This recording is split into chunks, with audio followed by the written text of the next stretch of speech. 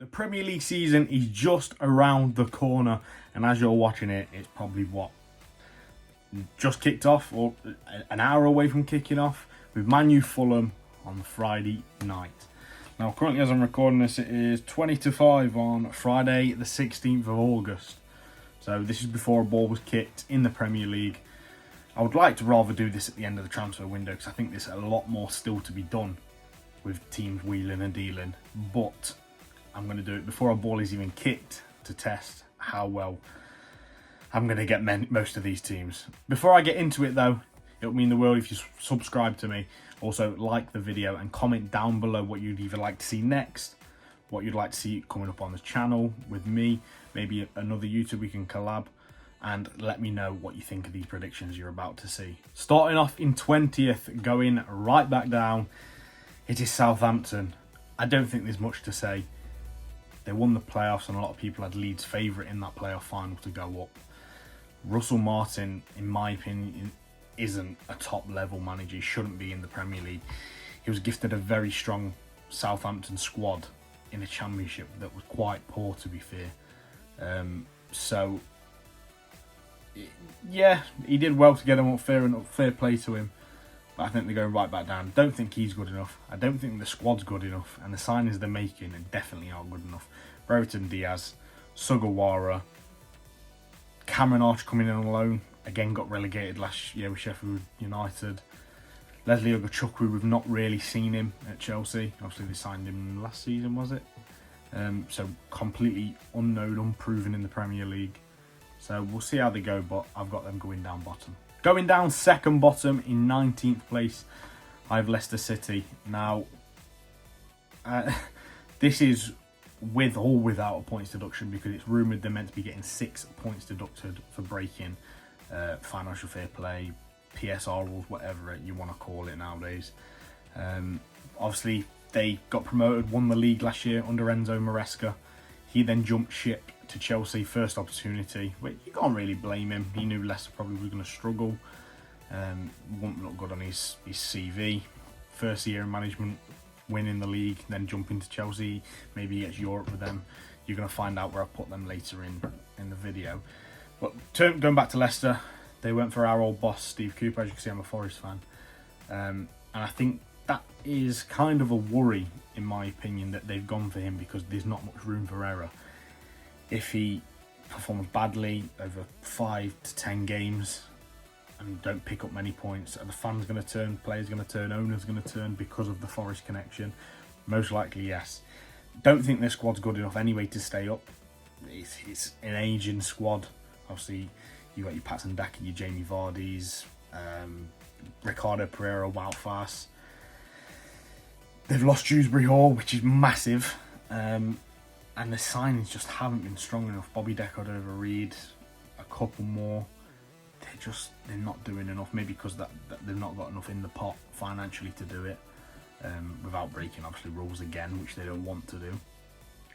But I can see Leicester going down second bottom. Now, a part of me believes that the same will happen this year as what happened last year, and the 3 promoted sides that came up are going down. But to be a bit different, I'm going to change it, and I'm going in 18th place, Brentford, to go down. Thomas Frank, I don't like him. I think he's an absolute tosspot, but I think he's a good coach, especially at this level. But Brentford just worry me. They've signed Fabio Carvalho and not much else really. They could lose Ivan Toney. There's been interest in Mbeumo. There's been a little flutter between Wolves and Wissa. So imagine if they were to lose just one of them, damaging enough. Imagine if 2 of the 3 go. They would be in the crap. And I don't know their financial situation the best to judge them, whether they can get out of it or what. They're not really improving their squad. I thought it was an average squad at best anyway, and they was overachieving. They're not improving it. Fabio Carvalho is a good signing, but I don't think he's going to help them to go to the next level. Again, could lose Tony, which is the star man. Wissa and Mbeumo, got interest in them too. I think they're going to struggle, and I've got them to go down. And staying up in 17th place, the Tractor Boys, Ipswich Town. Obviously the fairy tale 2 seasons under Kieran McKenna, got them promoted out of League One into the Championship, and then Championship to the Premier League. extraordinary. What a coach. Really, really top, high-level manager. And I'm worried that if one of the top sides was to sack a manager midway through the season, late in the season, could Kieran McKenna jump ship if it's not looking the best for Ipswich? I don't think he will, but it could always happen if the money gets chucked. Obviously, massive clubs, it talks for himself. But I like Ipswich. I like Kieran McKenna. Like I said, I think he's a top coach. The signings they're making are good. It's just they're very unproven in the Premier League. Your Jacob Greaves, Amari Hutchinson. Obviously, they've got Leif Davis, people like that. They're all unproven in the Premier League. So I would love them to come up and perform well, which I think they will do to a certain level. But I don't think they're going to go 14th, 15th in that area. Many people predicted Burnley to do it last season and struggle because of the style of play. A lot of people are doing the same this season with Ipswich. I don't think that's going to be the case, but I do think they'll survive. And in 16th place, I've got my club, Forest. I think they'll be okay this year. Not okay to the point they won't be in a relegation battle. I just don't think they'll be that much involved. I think they'll be clear with 4 or 5 weekends or match days to go till the end of the season. Improve the squad. Milenkovic, Anderson, Carlos Miguel, Jota, Raymond Sosa are about to sign. Obviously, they're very unproven. But Milenkovic has done it at the top level in Italy and obviously performed in Conference League, Europa League, and at 2 tournaments, I believe, for Serbia. So he's bringing high level pedigree alongside Murillo, who we managed to keep. That's the biggest thing I think for Forest, that we managed to keep Murillo, Elanga, Gibbs-White, Hudson-Odoi. They're arguably as good as bringing in new signings because they're so important to how we play. But again, like I said, Elliot Anderson, could we get a tune out of Ibrahim Sangare this season? He looked completely different in pre-season. Struggled last year, injuries, AFCON, malaria. So hopefully we'll get a tune out of him. He's a record signing, 35 million quid. We need something out of him, and now's the time to do it. So yeah, I've got Forest in 16th. In 15th position, I have Fulham. And I do think that maybe Ipswich and Forest could finish above Fulham. But I just, like I said, off early predictions, I've got Fulham in 15th. Losing Joao Palhinha, massive, absolutely massive. And they've not replaced him one bit. There's just non-existent with holding midfielders, central midfielders that they've been linked with, gone and bought, whatever, in the transfer market. They've brought Ryan Sessegnon on a free deal. Okay signing, but he's probably never going to be fixed. He never was at Tottenham. Emile Smith-Rowe, very good signing if they can get a tune out of him, which I think they will.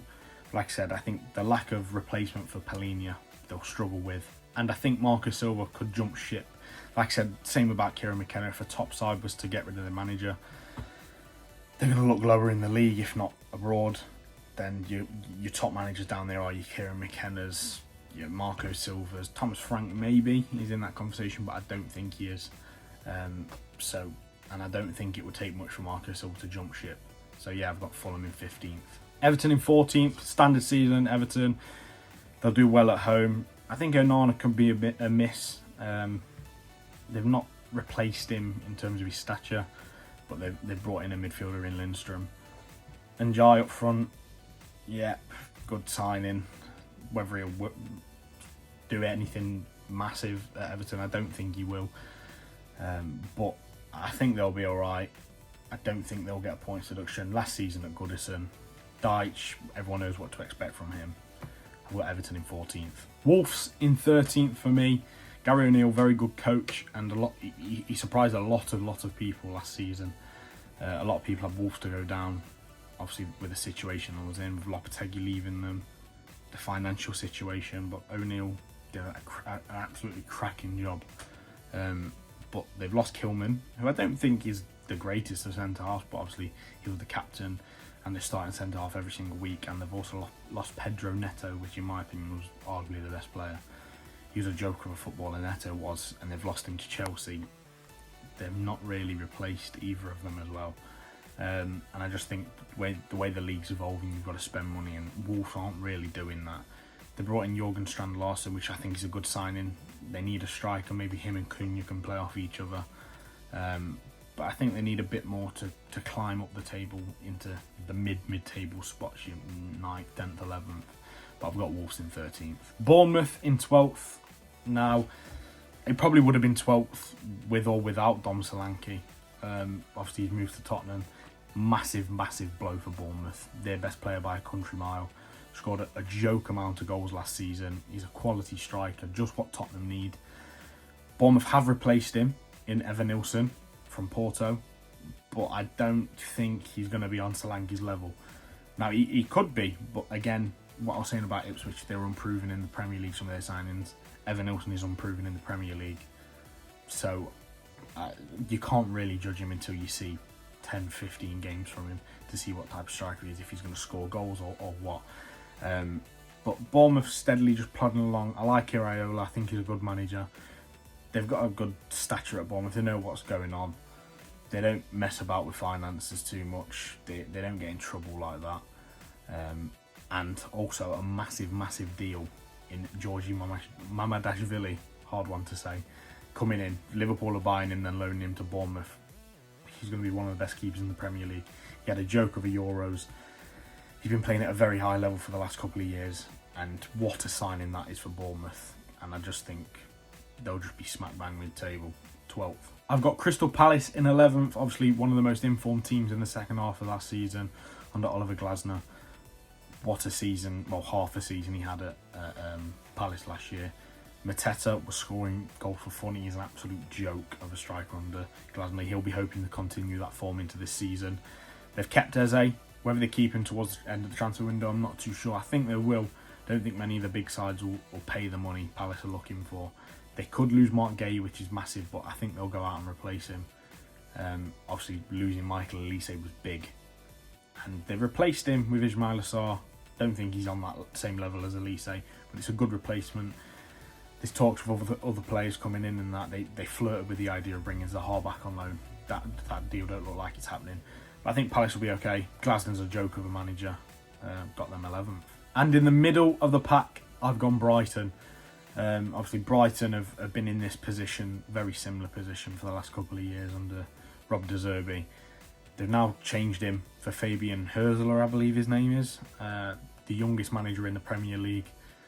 That could be an issue if some of your senior players look at him thinking, why am I going to listen to a bloke who's the same age as me or younger than me in some cases and take orders from him. But I think he's a good manager. I think he'll do well. I don't think he'll take them into the European spots. Maybe I'm wrong. But they're splashing the cash Brighton now. They brought in Minter from Newcastle. Brought in Weifer from Feyenoord. They're doing a little bit of business. They've lost Pascal Gross, which very, very good midfielder. They've kept João Pedro. I believe they've got a good squad. They'll finish middle of the pack. And they've just met the release clause for Jorginho Rutter at Leeds. So that's a good addition for them as well. In 9th, I've got West Ham. Now, in my opinion, West Ham have had the best transfer window out the lot of them in the Premier League. Absolutely joke of a window. Somerville, Rodriguez, Fulkrug, Todibo, Kilman, Wan-Bissaka. That is ridiculous, and apparently they're not stopping there. They're going to go after more players, a midfielder probably. But obviously swapping manager, got rid of David Moyes, brought in Julian Lopetegui. Good experience, obviously with Wolves in the Premier League. He's done it on the European stage as well in Spain. I think he's a good experienced manager, taking on a good squad already and then adding your players I've just told you to. I think they're going to have a good season. West Ham in 9th. Now, a bit of a shock, and they could finish higher depending on how they deal with it.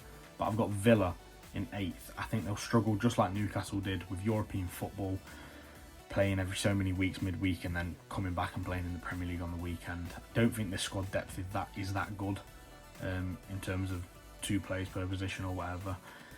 Douglas Luiz is a big, big loss. They've replaced him with Onana, Barkley, but I don't think either of them are Douglas Luiz quality. He was a very good player.